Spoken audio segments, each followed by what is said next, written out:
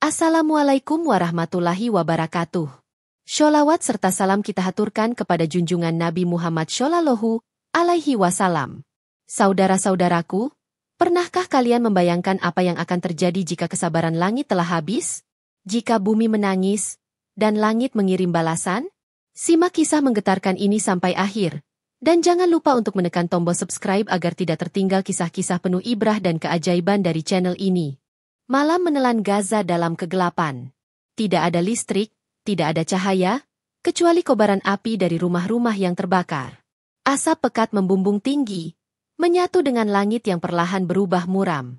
Para penduduk Palestina duduk bersimpuh di antara puing-puing, menggenggam erat sisa keluarga mereka yang masih hidup. Tak ada tempat untuk berlindung. Tak ada kabar baik yang tersisa. Namun, di antara tangisan dan kepedihan itu, ada sesuatu yang terasa berbeda. Langit di atas Yerusalem tampak ganjil. Awan menggulung seperti ombak di lautan, berputar perlahan namun pasti. Seorang bocah kecil menunjuk ke atas. "Abi, itu apa?"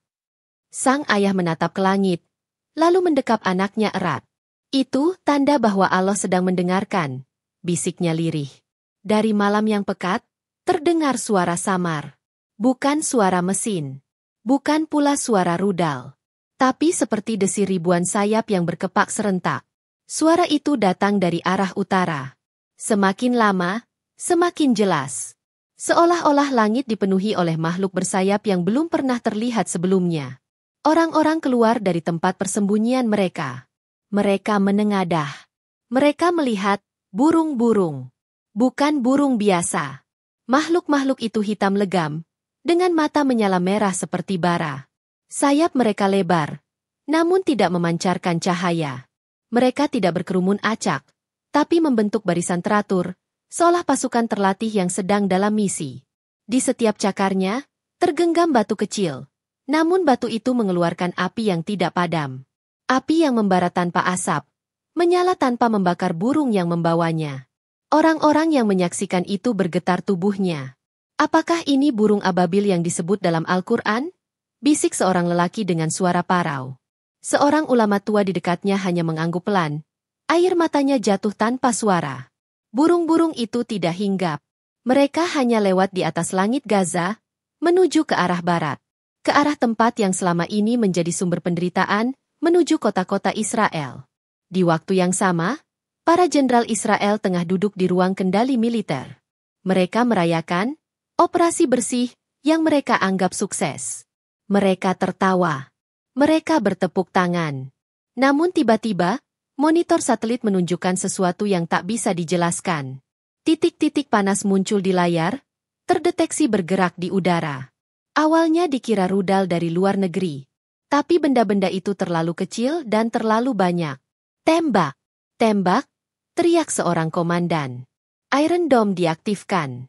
Rudal anti-serangan diluncurkan. Tapi tidak ada yang bisa dihancurkan. Karena yang datang bukanlah teknologi manusia, melainkan utusan langit. Burung-burung itu terus mendekat. Membawa batu dari api neraka. Membawa peringatan yang selama ini telah diabaikan. Membawa murka yang tak bisa dihentikan oleh nuklir atau tentara. Dan langit semakin merah membara. Malam yang mencekam menyelimuti seluruh wilayah Israel. Di Tel Aviv, alarm darurat meraung-raung, namun tak satupun warga tahu apa sebenarnya yang sedang datang. Langit gelap, tidak seperti malam biasanya. Bukan karena malam itu tanpa bulan, tetapi karena langit telah ditutup oleh sesuatu yang tak bisa dijelaskan oleh radar ataupun satelit militer. Burung-burung itu, pasukan langit, terbang diam-diam, tidak menimbulkan suara yang bisa dikenali. Mereka bukan dari dunia ini. Tubuh mereka tak tampak jelas oleh kamera pengawas, hanya bayangan gelap yang menyapu angkasa. Dan batu-batu yang mereka bawa bukanlah batu biasa. Itu adalah bara api dari neraka. Panasnya tak dapat diredam oleh apapun. Di kota Haifa, sistem pertahanan udara Iron Dome mendeteksi ribuan objek asing. Tapi ketika rudal pencegat diluncurkan, tak satu pun mengenai sasaran. Burung-burung itu bergerak seperti bayangan, menembus segala gelombang. Seakan mereka tak terikat oleh hukum fisika. Seorang teknisi militer Israel berteriak panik. Ini bukan misil. Ini makhluk hidup, tapi bukan burung biasa. Namun semua sudah terlambat. Burung pertama menjatuhkan batu yang digenggamnya tepat di atas markas intelijen utama Israel. Batu itu seukuran kelereng, tetapi ketika menyentuh atap bangunan, ledakannya melebihi daya ledak granat. Api meledak ke segala arah, membakar baja, beton, dan daging manusia dalam sekejap. Api itu tidak padam. Justru semakin menjalar seperti makhluk hidup. Para tentara berlarian keluar dengan tubuh terbakar. Jeritan memenuhi malam. Namun belum sempat mereka menyadari apa yang terjadi, batu kedua jatuh, kali ini di pusat data militer digital. Dalam hitungan detik, semua server, koneksi komunikasi, dan alat kendali drone meledak bersamaan. Israel lumpuh. Ribuan burung ababil menyerbu kota-kota besar. Yerusalem, Ashkelon, Netanya. Setiap burung menjatuhkan satu batu yang menimbulkan ledakan aneh. Bukan sekadar api, tapi seperti energi tak kasat mata yang menghancurkan segala yang dilewatinya. Api itu membakar tanpa asap, menyala tanpa bahan bakar, panasnya tak tertandingi, dan tidak bisa dipadamkan dengan air, pasir, atau alat pemadam apapun. Para warga Israel yang panik berteriak ke jalan-jalan. Tapi setiap tempat yang mereka tuju telah lebih dulu terbakar. Rumah ibadah mereka runtuh. Gedung pemerintah mencair. Mobil-mobil meledak hanya karena tersentuh percikan api ababil. Tidak ada tempat untuk lari. Dari sebuah helikopter pengintai, seorang pilot sempat melihat dengan jelas. Seekor burung hitam pekat melintas, matanya menyala merah, dan dari cakarnya jatuh batu api yang mengoyak langit. Saat ia mencoba menghubungi markas, sinyalnya terputus, lalu helikopternya terbakar di udara. Langit seperti menolak memberi mereka tempat bahkan di angkasa. Di pusat kota Yerusalem, seorang rabi senior berdiri gemetar di depan sinagog. Ia mengangkat tangan ke langit dan berteriak, "Hentikan ini! Kami menyerah! Kami tak menyangka ini akan terjadi." Namun langit diam. Karena ini bukan soal menyerah atau tidak. Ini adalah hukuman. Ini adalah balasan. Ini adalah azab yang diturunkan karena darah anak-anak yang telah ditumpahkan, karena masjid-masjid yang diratakan, karena bumi yang telah mereka penuhi dengan kesombongan dan kebiadaban. Pasukan tak terlihat itu terus melayang. Tidak berbicara. Tidak tersenyum. Tidak berhenti. Mereka bukan dari dunia ini. Mereka adalah utusan dari langit. Di tengah hancurnya kota demi kota, langit Israel berubah menjadi lautan merah darah. Bukan karena senja, bukan pula karena lampu-lampu kota, tetapi karena ribuan batu api neraka yang kini menghujani bumi seperti meteor yang tak terbendung. Setiap tetes azab itu jatuh dengan presisi, seolah mengetahui di mana tempat yang layak dibinasakan. Di Yerusalem Barat, bangunan parlemen terbakar habis. Para pejabat yang selama ini membanggakan kekuatan nuklir mereka, kini terjebak di dalam gedung yang menjadi tungku besar. Jeritan mereka tak terdengar oleh dunia. Karena malam itu, dunia diam. Menyaksikan tanpa berani campur tangan. Burung-burung ababil itu kini bergerak dalam formasi lebih padat. Setiap kali mereka menjatuhkan batu, sebuah ledakan terjadi. Tapi bukan sekadar ledakan biasa. Batu-batu itu menyimpan panas yang bukan dari bumi.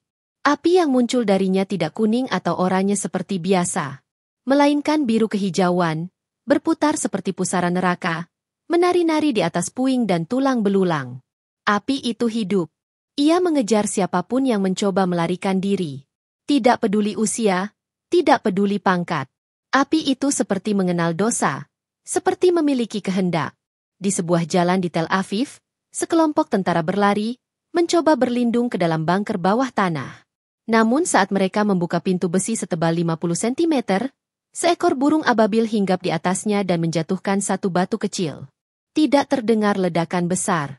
Hanya suara, cis, seperti air dituangkan ke atas besi panas.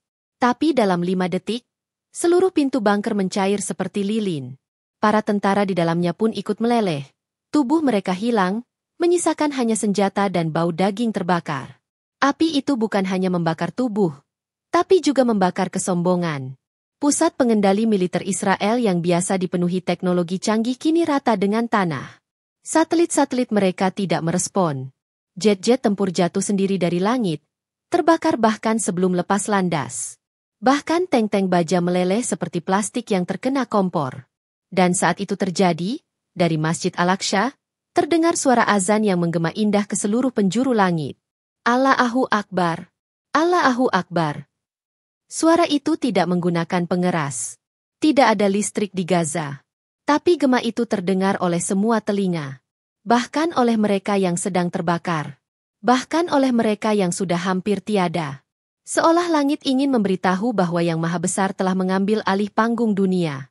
Sementara itu, para penduduk Palestina yang bersembunyi di reruntuhan menyaksikan langit dari kejauhan. Mereka takjub. Mereka menangis. Bukan karena takut, tapi karena doa mereka dijawab. Karena penderitaan mereka tidak diabaikan. Karena Allah Maha Adil. Di puncak kehancuran, seekor burung ababil yang jauh lebih besar dari lainnya turun pelan ke atas sisa kota Yerusalem. Dari mulutnya, ia melontarkan satu batu terakhir, batu terbesar dari semuanya, ke arah gedung tinggi pencakar langit yang selama ini menjadi simbol kekuasaan. Dan ketika batu itu jatuh, tanah pun bergetar. Ledakan itu tidak hanya membakar. Ia membelah bumi. Dari tanah muncul retakan besar, seolah neraka sendiri terbuka. Api menyembur ke atas, menelan seluruh sisa-sisa bangunan, menyedot debu, jasad, bahkan kenangan. Dan kemudian sunyi. Burung-burung ababil mulai naik kembali ke langit. Tidak satu pun dari mereka jatuh. Tidak satu pun terluka. Mereka datang tanpa suara, dan pergi tanpa jejak, meninggalkan bumi yang kini telah menulis satu babak baru dalam sejarahnya. Azab telah turun. Langit telah bicara. Dan bumi mengangguk patuh. Dini hari menyelimuti bumi Palestina dengan hawa dingin yang menggigit. Namun tidak dengan negeri tetangganya. Tanah Israel sudah tidak lagi dingin. Tidak pula panas biasa. Melainkan terbakar. Terpanggang. Terkutuk. Langit yang sebelumnya bergemuruh kini sunyi. Tapi bukan sunyi karena damai. Ini adalah sunyi yang mengerikan. Seperti sesaat sebelum badai maut kembali menggulung. Sisa-sisa kota tampak seperti neraka yang tumpah ke bumi. Hanya ada bara, asap, dan suara-suara parau yang tercekik di tenggorokan orang-orang yang mencoba tetap hidup. Orang-orang Israel yang berhasil lolos dari kobaran api kini tidak tahu harus kemana. Mereka keluar dari tempat persembunyian, berlari tak tentu arah, berharap menemukan wilayah aman, rumah sakit, atau bahkan sekadar tempat berteduh. Tapi kemanapun mereka melangkah, hanya ada kehancuran. Seorang ibu menggandeng anaknya yang kakinya terbakar. Ayo, kita ke utara. Masih ada markas militer di sana. Tapi saat mereka melewati bukit terakhir, yang mereka temui hanyalah kawah besar. Tempat itu sudah lenyap. Tidak ada bangunan. Tidak ada jalan. Hanya tanah hangus dan bau busuk seperti daging hangus yang dibakar dalam minyak kotor. Yang tersisa dari kota hanyalah siluet-siluet bangunan hangus yang berdiri seperti tengkorak. Jaringan listrik putus. Jaringan internet mati total. Satelit komunikasi sudah tidak bisa menyentuh bumi. Dan ketika seorang pria mencoba menyalakan radionya untuk mencari siaran darurat, hanya suara denging dan gemerisi kosong yang terdengar. Tidak ada sinyal. Tidak ada panggilan. Tidak ada tempat untuk meminta tolong. Di jalanan, para tentara yang biasanya berdiri gagah kini berjalan terpincang. Senapan mereka tertinggal. Seragam mereka hangus.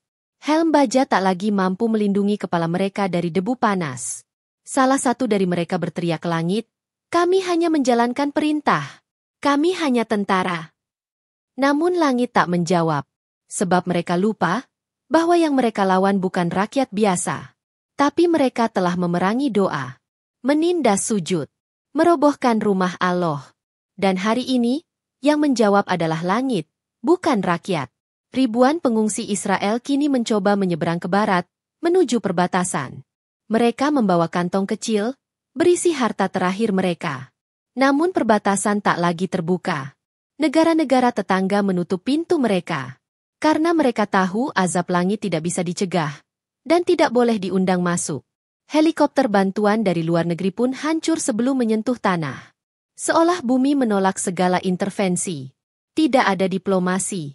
Tidak ada perdamaian. Hanya keadilan yang turun malam itu. Sementara itu, seorang jurnalis asing yang berhasil memotret puing kota dari drone miliknya menatap layar dengan gemetar. Seluruh kota hilang dari peta. Gumamnya. Di tengah reruntuhan, terdengar satu suara. Pelan. Rapuh. Namun menggetarkan. Allahu Akbar, la ilaha illallah. Suara itu keluar dari seorang bocah kecil Palestina yang berdiri di atas batu masjid yang diratakan tank Israel sebulan lalu. Tubuhnya kotor. Bajunya robek. Tapi matanya penuh cahaya. Seolah dunia yang gelap tidak mampu memadamkan iman dari hatinya. Dan di belakang bocah itu, matahari mulai terbit. Untuk pertama kalinya setelah malam panjang yang penuh api. Matahari pagi itu tidak hangat. Cahayanya memang menembus kabut abu dan kepulan asap dari sisa-sisa kota yang telah menjadi puing, tapi tidak membawa harapan. Yang ada hanyalah bayangan-bayangan hitam panjang dari bangunan hangus yang berdiri seperti nisan raksasa. Tidak terdengar suara kendaraan. Tidak terdengar langkah sepatu. Tidak terdengar ledakan. Yang tersisa hanyalah senyap. Seluruh penjuru Israel kini menjadi gurun kematian. Tidak ada lalu lintas. Tidak ada drone. Tidak ada nyanyian nasional. Tidak ada kibaran bendera. Bahkan angin pun seperti enggan meniupkan debu yang tersisa. Seakan alam sendiri sedang mengheningkan cipta atas hancurnya satu negeri yang dulunya menyombongkan diri sebagai kekuatan tak terkalahkan. Di tengah reruntuhan kota Ashdod, seekor burung ababil terakhir masih melayang. Tak membawa batu, tak menjatuhkan api. Ia hanya terbang berputar pelan, memeriksa, memastikan bahwa azab telah disampaikan. Kemudian burung itu perlahan terbang naik, menghilang ke balik awan, kembali ke langit tempat asalnya. Dan sejak itu, tak ada satupun yang melihat burung ababil lagi. Kota-kota besar yang dulunya dipenuhi kerlap-kerlip lampu malam kini, hanya ditandai oleh bara yang membara dari bawah tanah. Api itu masih hidup, tapi tidak lagi melahap. Ia diam, seperti penjaga dari langit agar tak ada yang kembali membangkitkan keangkuhan dari tanah itu. Gedung-gedung pemerintahan, rata dengan tanah. Pangkalan militer, terkubur bersama senjatanya. Markas intelijen, bank internasional, pelabuhan laut, hingga stasiun televisi. Semua menjadi debu dan bayangan masa lalu. Para penyintas, jika masih ada, hanya bisa bersembunyi di celah bangunan. Tidak berani bersuara. Tidak berani bergerak. Karena ketakutan mereka bukan lagi pada tentara asing atau rudal dari musuh. Ketakutan mereka kini kepada langit. Salah satu stasiun berita global yang mengirim reporter ke perbatasan hanya bisa menyiarkan gambar udara dari satelit. Dalam tayangannya, kawasan Israel ditandai dengan satu warna, hitam. Tidak ada titik cahaya. Tidak ada tanda kehidupan. Dan para penyiar dunia pun mengganti cara mereka menyebutnya. Wilayah itu tidak bisa lagi disebut sebagai negara. Kota-kota itu telah hilang. Tanah itu telah terhapus dari peta. Dari kejauhan, rakyat Palestina menyaksikan semua itu dalam diam. Tidak ada sorak-sorai. Tidak ada perayaan. Hanya tangis. Tangis lega, tangis luka, tangis atas penderitaan yang akhirnya berhenti, dan atas keadilan yang akhirnya datang, meski terlambat. Seorang ibu tua di Gaza menatap reruntuhan dari kejauhan sambil menggenggam foto dua anaknya yang syahid sebulan lalu. Ia tak berkata apa-apa, tapi dari matanya, semua dunia tahu, ia telah melihat keajaiban. Dan ia tahu itu bukan keajaiban biasa.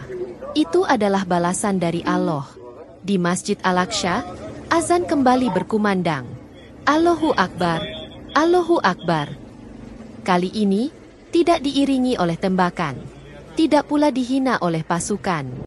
Kalimat itu mengisi langit yang sebelumnya penuh asap. Kini, langit tampak jernih. Burung-burung kecil kembali terbang. Tidak lagi membawa azab, tapi membawa harapan. Namun dunia kini telah belajar satu hal besar. Jangan pernah menindas kebenaran. Jangan pernah menganggap doa sebagai kelemahan. Karena ketika langit sudah bicara, bumi hanya bisa menerima. Hari itu, dunia mencatat sejarah baru. Sebuah negeri yang pernah mengklaim dirinya sebagai tak terkalahkan kini tinggal nama. Sebuah bangsa yang merasa paling kuat, kini hanya jadi debu dalam lembaran waktu. Berita tentang kehancuran total Israel menyebar ke seluruh penjuru dunia. Tapi anehnya, tidak ada konferensi PBB. Tidak ada protes dari Barat. Tidak ada kiriman bantuan. Semua negara hanya bisa terdiam. Gemetar. Bahkan negara-negara adidaya yang biasanya lantang bicara hak asasi manusia kini membisu. Mereka tahu, ini bukan perkara geopolitik. Ini bukan serangan dari negara manapun. Ini bukan operasi militer biasa. Ini hukuman dari langit. Satelit-satelit luar angkasa yang memantau wilayah itu hanya menampilkan satu hal. Kawah besar menghitam di tempat di mana kota-kota Israel dulu berdiri. Tidak ada sinyal panas manusia. Tidak ada detak kehidupan. Semua terhapus. Habis. Di media sosial, tagar langit telah bicara menjadi trending topik nomor 1 di seluruh dunia. Tapi berbeda dari tren biasa. Tidak ada meme. Tidak ada candaan. Hanya video-video pendek yang direkam dari jauh. Kilatan api, jeritan, dan langit yang menghitam sebelum akhirnya hening. Sebagian besar netizen hanya bisa menulis satu kalimat. Ini bukan fiksi. Ini nyata. Ini dari Allah. Di tanah Palestina, suasana tak sepenuhnya lega. Warga-warga yang tersisa masih berjalan dengan hati-hati. Trauma terlalu dalam untuk segera dihapus. Namun untuk pertama kalinya dalam puluhan tahun, suara anak-anak mulai terdengar lagi. Mereka bermain di lorong-lorong reruntuhan Gaza. Mereka tidak takut lagi. Masjid-masjid kembali penuh. Bukan karena rasa takut, tapi karena rasa syukur. Para lelaki sujud dengan tangisan. Para wanita menengadahkan tangan, berdoa sambil bergetar. Mereka tahu doa-doa mereka telah menembus langit. Di puncak Bukit Zaitun, seorang kakek tua duduk di bawah pohon. Jubahnya lusuh, jenggotnya memutih. Di sampingnya, cucu laki-lakinya yang masih kecil bertanya dengan polos. "Kakek, kenapa Allah menghancurkan mereka semua?" Sang kakek tersenyum getir. Ia menatap langit yang kini biru jernih, lalu menjawab, "Karena mereka menyangka Allah itu diam. Karena mereka menyangka dunia ini milik mereka. Karena mereka menyangka sujud dan sabar itu lemah." Cucu itu mengangguk pelan. Lalu menatap langit yang luas, yang dulu dipenuhi api, tapi kini dipenuhi cahaya. Sementara itu, di luar Palestina, jutaan manusia mulai bangkit. Mereka yang sebelumnya takut menyuarakan kebenaran, kini berani berdiri. Mereka yang sebelumnya menunduk karena ancaman, kini menegakkan kepala. Karena mereka tahu. Langit tidak pernah tidur.